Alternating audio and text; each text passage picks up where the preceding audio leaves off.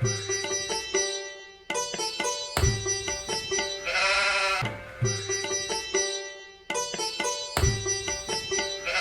क्या आपकी भी हुई है नई नई शादी और आप चाहते हैं कि शादी में ना आए कोई विरोध, तो लीजिए हमारी इस कंपनी का निरोध।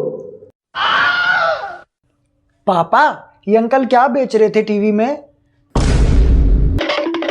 कुछ नहीं बेटा, कुछ नहीं।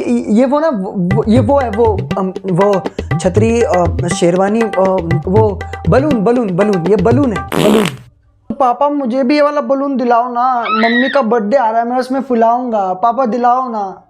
नहीं बेटा, ये फुलाने के काम नहीं आता बेटा, ये फूलने से रोकने के काम आता है। हाँ, ये फूलने से रोकने के काम आता है।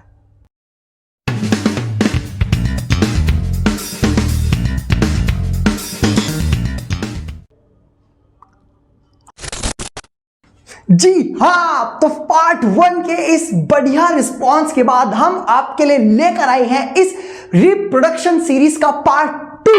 और आप लोगों ने इतना प्यार दिखाया, मेरी आंखों से नदियां बह गई। जी हाँ, तो इस वाले पार्ट के अंदर हम कवर करने वाले हैं कॉन्ट्रासेप्टिव यानी कि निरोध। इस वाली सीरीज, इस वाले पार्ट 2 के अंदर हम 4 चीजों पर बात करेंगे। नंबर 1, कॉन्ट्रासेप्टिव क्या है। नंबर 2, कॉन्ट्रासेप्टिव के मेथड्स क्या है। नंबर 3, इनमें से कौन से मेथड्स की मेरिट है यानी कि लाभ, और कौन सा ऐसा मेथड है जिसकी डीमेरिट है यानी कि नुकसान। उसके बाद हम डिस्कस करेंगे कि कॉन्ट्रासेप्टिव क्यों यूज किया जाता है, और लास्ट में हम डिस्कस करेंगे प्रीनटल सेक्स डिटर्मिनेशन यानी कि बच्चा पैदा होने से पहले ही उसके सेक्स को डिटरमाइन करना कि पेट में पल रहा बच्चा मेल है या फीमेल। तो सबसे पहले पढ़ने जा रहे हैं कॉन्ट्रासेप्टिव क्या है। दोस्तों, कॉन्ट्रासेप्टिव निरोध ये ऐसे कुछ मेथड्स हैं जिनका यूज करके हम फर्टिलाइजेशन प्रोसेस को रोक सकते हैं और स्पर्म और एग को मिलने से रोका जा सकता है और प्रेगनेंसी को अवॉइड किया जा सकता है। अब इसको क्यों यूज किया जाता है दोस्तों, इसके 2 रीजन हो सकते हैं। नंबर 1, अनवांटेड प्रेगनेंसीज यानी के लिए। Number 2, STDs, sexually transmitted diseases, ऐसे डिजीज जो सेक्स के दौरान मेल और फीमेल से ट्रांसफर होते हैं, उनको रोकने के लिए। यानी कि कॉन्ट्रासेप्टिव कुछ ऐसे मेथड्स, कुछ ऐसे तरीके जिनका यूज करके प्रेगनेंसी रोकी जाती है या फिर फर्टिलाइजेशन प्रोसेस को असंभव बनाया जाता है। अब अगला हमारा टॉपिक रहेगा कॉन्ट्रासेप्टिव के मेथड्स, यानी कि ऐसे कौन कौन से तरीके हैं जिनका यूज करके कॉन्ट्रासेप्टिव या फिर प्रेगनेंसी को रोका जा सकता है। सबसे पहला हमारे पास है मैकेनिकल मेथड, यांत्रिक उपचार। इसके अंदर हम कुछ ऐसे बैरियर्स का इस्तेमाल करते हैं जो स्पर्म और एग के मिलन को अनपॉसिबल कर देते हैं। इसके अंदर सबसे पहला मैं आपके लिए लाया हूं ये। मैं जानता हूं नकली है, असली लाता तो घर वाले ऐसी तैसी कर देते मेरी।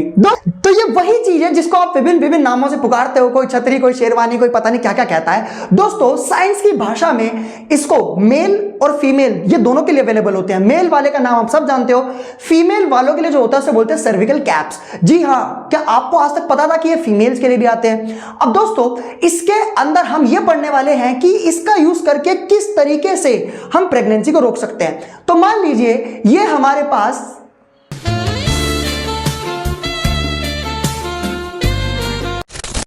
जी हाँ, इसको पेनिस मान लेते हैं और ये हमारे पास वही है।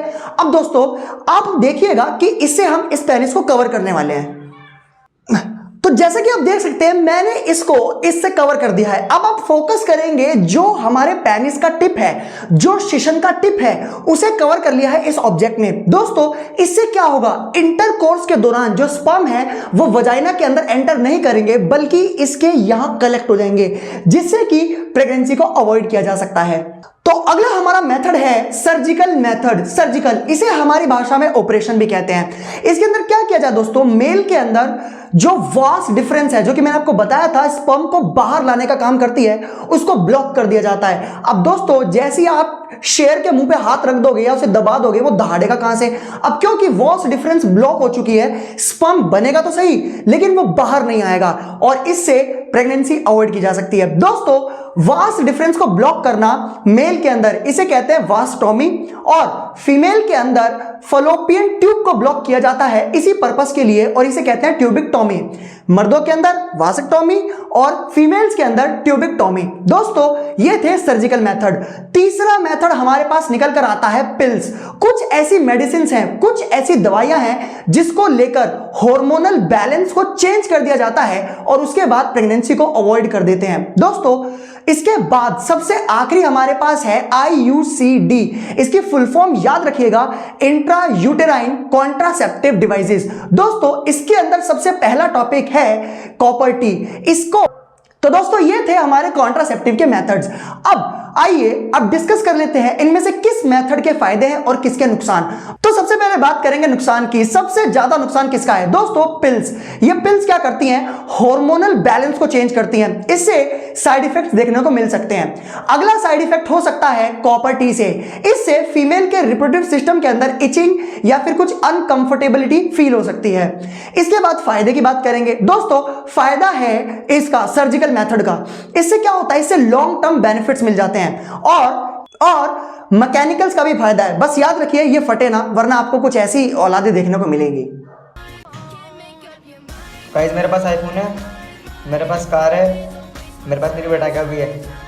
तुम्हारे पास क्या है? कमेंट करो।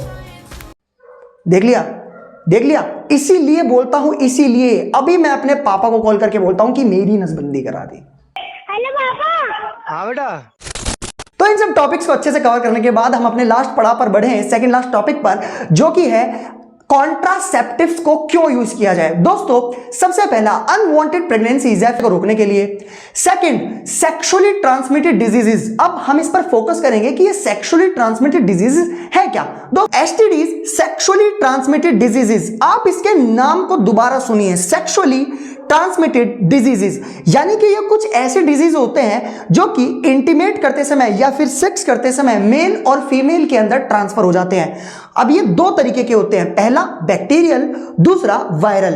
बैक्टीरियल जिसके अंदर गोनोरिया एंड सिफिलिस शामिल है, वायरल जिसके अंदर HIV और एड्स शामिल है। HIV इसकी फुल फॉर्म सुनिएगा दोस्तों, human immunodeficiency virus. And AIDS की समझिएगा, एड्स एक्वायर्ड इम्यूनोडेफिशिएंसी सिंड्रोम। इन दोनों की फुल फॉर्म पूछ ली जाती है, आप ध्यान रखिएगा। तो ये था कॉन्ट्रासेप्टिव। और अब इसके बाद प्री नटल सेक्स डिटर्मिनेशन। मैं नहीं, कोई और आपको पढ़ाएगा, और वो कोई और कौन है आप खुद देख लीजिए। अगला टॉपिक है प्री नटल सेक्स डिटर्मिनेशन, यानी कि बच्चे के पैदा होने से पूर्व गर्भ के अंदर उसकी जांच कराकर ये पता लगाना कि अंदर पल रहा बच्चा लड़का है या लड़की। और आज भारत में कुछ माताएं और बहनें ऐसा करके ये पता लगाकर, और यदि पेट के अंदर लड़की पाई गई तो उसको मार देते हैं। तो आप बताओ क्या ये सही है? क्या ये ठीक है? नहीं। इससे हमारे समाज में लड़का और लड़की का जो अनुपात है, जो रेशो है, वो बिगड़ रहा है। इसीलिए भारत सरकार ने इस पर प्रतिबंध लगा दिया। ओ मेरी माँ, ओ पंचायती मैया, खड़े हो जाओ। क्या बात कर रही हो? खड़े हो जाओ। खड़े हो जाओ। हाँ मैया, ये बताओ कितने बच्चे हैं तुम्हारे? 14, यानी कि बहुत मेहनत लगी होगी। मैया अब तुम खड़ी हो जाओ। खड़ी हो जाओ मेरी माँ, ओ मेरी माँ, खड़ी हो जाओ। मैया लड़की है तुम्हारी? अच्छा 2 हैं, बढ़िया है, बढ़िया है। शादी हुई है मैया?